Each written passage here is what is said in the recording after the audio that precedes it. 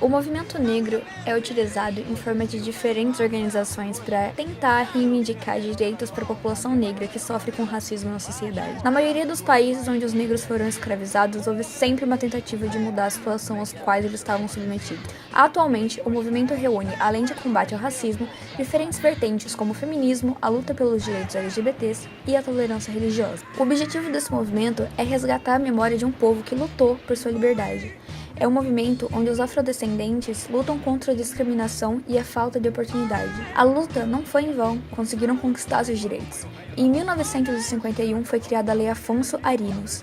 Essa lei proibia a discriminação racial no país, ou seja, a separação de raças diferentes. A Lei Afonso Arinos se mostrou ineficiente por falta de rigorosidade em suas punições, mesmo em casos explícitos de discriminação racial em locais de emprego, escola e serviços públicos. Já em 1989 foi criada a Lei Caor. Essa lei determinava a igualdade racial e o crime de intolerância religiosa. Um dos maiores triunfos com o aprimoramento da lei contra o racismo foi a sua pena.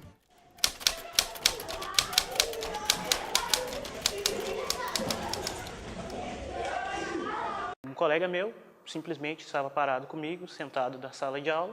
Do nada ele disse, não quero sentar do teu lado, tu é preto. E ele esfregou assim, ó, tá me sujando. Eu fui numa festa de aniversário, de noite, era uma hora da manhã mais ou menos. Cheguei na esquina da minha casa, a polícia me parou. Ele me deu com o porrete na perna e disse, abre essas pernas, negrinho, não te faz de louco, eu sei que tu quer assaltar. Levantei e tal, ele pediu meus documentos. Peguei minha carteira de identidade, o cartãozinho da universidade e o meu crachá. Aí eu mostrei que eu era alguém para ele. Ele não acreditou. Ele, não, isso aqui tu pegou de alguém. Daí eu peguei e virei o cartãozinho. Não, mas tem minha foto aqui. Daí ele, poxa, mas é que a gente não é acostumado com um negro inserido numa universidade ou tendo alguma profissão além. E uma coisa que eu sempre escuto desde criança. Se tu tirou 10, o teu 10 é diferente do 10 do... Tu tem que tirar o 10 acima de ti. Eu abomino isso. Tipo, eu penso que a gente tem que lutar pela gente. Eu acho que tem que ser batido na tecla.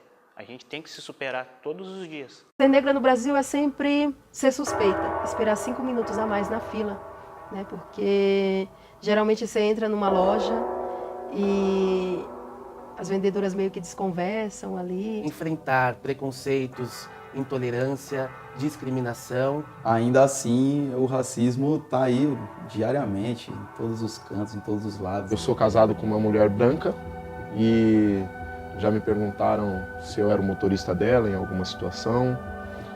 Já me olharam com um olhar de repreensão, tipo, o que será que aquela branca está fazendo com aquele negro? Eu já cheguei a ouvir de pai de namorada e mãe de namorada as frases do tipo, eu não criei minha filha para se relacionar com o negro. Estava no estacionamento de mercado com meu pai, a gente estava de carro, chegando para estacionar o carro. Eu dou aula de poesia e eu cheguei na instituição que eu ia dar aula a primeira vez e aí eu não sabia o endereço. E aí uma moça chegou e, eu te ensino o caminho, eu vou com você, eu trabalho lá. O meu pai acabou pegando a vaga e a mulher ficou doida e aí ficou puta e desceu do carro e falou pro meu pai, tinha que ser preto mesmo. E ela olhou pra mim e falou, você vai trabalhar na faxina? E de boca cheia eu respondi, não, eu sou professora. E tem certos ambientes que a gente já nota, vê a diferença, né? Por a gente ser negra. Isso não me abala muito não, porque eu sou negra, mas eu tenho dignidade, né? O preconceito racial, ele é uma coisa que ele te abala tanto no teu psicológico, que você fica sem reação. A primeira reação é essa, você não sabe se é real ou se não é. Os primeiros movimentos negros no Brasil surgiram de forma clandestina durante o período escravagista, chamado de Movimento de Resistência Negra, onde se predomina a quilombagem, isso para receber-se contra a escravidão. O movimento negro no Brasil tem suas raízes na própria resistência à escravidão que se manifestava através de fugas, greves de fome e rebeliões. Para escapar do trabalho forçado, os negros escravizados fugiam e se organizavam em quilombos. Ali, viviam livres em comunidades que podiam abrigar desde poucas famílias até centenas de pessoas. Sem dúvidas, o quilombo mais conhecido durante o período colonial foi o Quilombo dos Palmares, liderado por Zumbi dos Palmares. Ali se encontrava um número grande de escravos fugidos que resistiam durante muito tempo às investidas militares portuguesas. Ainda no mesmo período, o movimento liberal abolicionista passa a ganhar força, desenvolvendo a ideia de fim da escravidão e comércio de escravos. Como resultado, foi promulgada em 13 de maio de 1888 a Lei Áurea, encerrando o longo período escravagista. A população negra inicia então um novo desafio: a luta contra o preconceito e desigualdade social. Durante uma grande parte do século XX, circulam jornais e revistas voltados aos negros. As publicações começam com o intuito de discutir a vida da população negra em geral e promover assuntos interessantes da época. Porém, esses jornais e revistas acabaram se tornando meios de denúncia de atos praticados contra os negros, das dificuldades desse grupo no período pós-escravagista, da desigualdade social entre negros e brancos e das restrições sofridas em decorrência do preconceito racial. Na década de 30, o movimento negro teve um salto com a fundação da Frente Negra Brasileira, se tornando até metade do século XX a mais importante entidade negra na época. A Frente Negra Brasileira desenvolveu e manteve escolas, grupo musical, teatro, time de futebol, departamento jurídico, curso de formação política, artes e ofícios. Ainda ofereceu um serviço médico e odontológico, tudo isso com o intuito de promover a integração do negro na sociedade. Em 1936, a FNB se transforma em partido político, e em 1937, com o Estado Novo, foi extinta. Homens, senhoras e senhoritas, estão convidados a comparecer na noite 11 de maio do corrente às 20 horas à Rua Florencio de Abreu, número 20, para tratarem do assunto de urgente interesse para a raça. Assim dizia o anúncio da Frente Negra Brasileira em 1931. Depois do Estado Novo, esses grupos começaram a se organizar. Na década de 60, a caminhada dos grupos no Brasil ganhavam novas influências, como o movimento dos direitos civis nos Estados Unidos e a luta africana contra a segregação racial e libertação de colônias. Nesse período, grandes personalidades podem ser destacadas, como Rosa Parks, Martin Luther King e Nelson Mandela. Alguns anos depois, nas décadas de 70 e 80, vários grupos são formados com o intuito de unir os jovens negros e denunciar o preconceito. Protestos e atos públicos das mais diversas formas passam a ser realizados, chamando a atenção da população e governo para o problema social. Somos maioria nesse país. Chega de complexo de inferioridade. Chega de cabeça colonizada. Vamos à luta, companheiros, para que a exploração e a opressão terminem nesse país. Movimento Negro do Rio de Janeiro na rua. A rejeição da sociedade aos negros fez com que novos movimentos de mobilização racial fossem criados, como, por exemplo, o Clube de 28 de setembro de 1897, o Clube de 13 de maio dos Homens Pretos em 1902 e também a Sociedade União Cívica dos Homens de Cor em 1915. A Marcha Zumbi, realizada em Brasília em 1995, contou com a presença de 30 mil pessoas, despertando a necessidade, assim, de políticas públicas destinadas aos negros, como forma compensatória e de inclusão nos campos socioeducativos.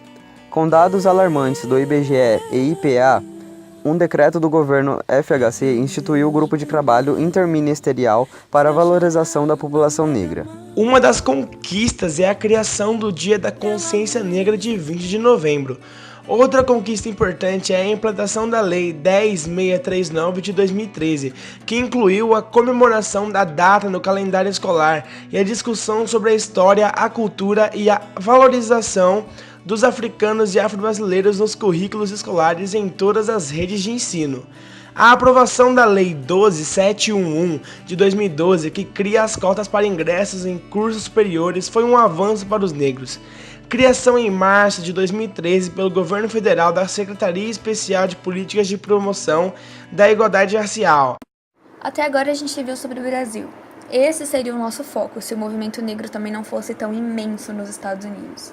Com o término da Guerra Civil, a escravidão foi proibida, mas isso não significa que os afro-americanos fossem tratados imediatamente com igualdade e justiça, principalmente no sul do país, onde existia leis de segregação que separavam os brancos dos negros. Haviam parquinhos específicos para crianças brancas onde crianças negras não podiam frequentar.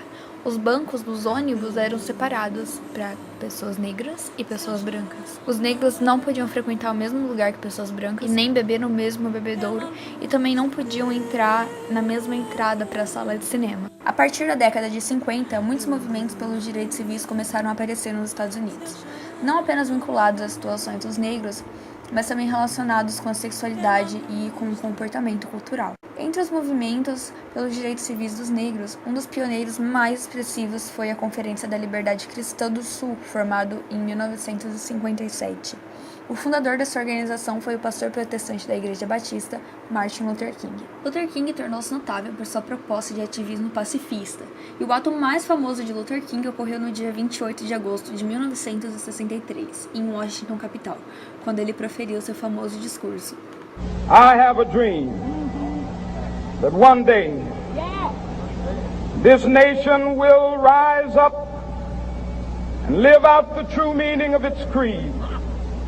We hold these truths to be self-evident, that all men are created equal. I have a dream that one day on the red hills of Georgia, the sons of former slaves and the sons of former slave owners will be able to sit down together at the table of brotherhood. I have a dream. Além da organização de Martin Luther King, outras se tornaram bastante conhecidas nos anos 70 e 60, com o nacionalismo separatista de Malcolm X, que defendia a criação de um Estado negro separado dos Estados Unidos. Havia ainda o movimento Black Power. A gente pode citar também o Partido dos Panteras Negras, que era uma organização de resistência policial da Califórnia. Os Panteras Negras eram integrantes de um polêmico grupo revolucionário americano, e o ponto mais controverso da doutrina do grupo era a forma como eles se defendiam. Era a defesa da resistência armada contra a opressão dos negros.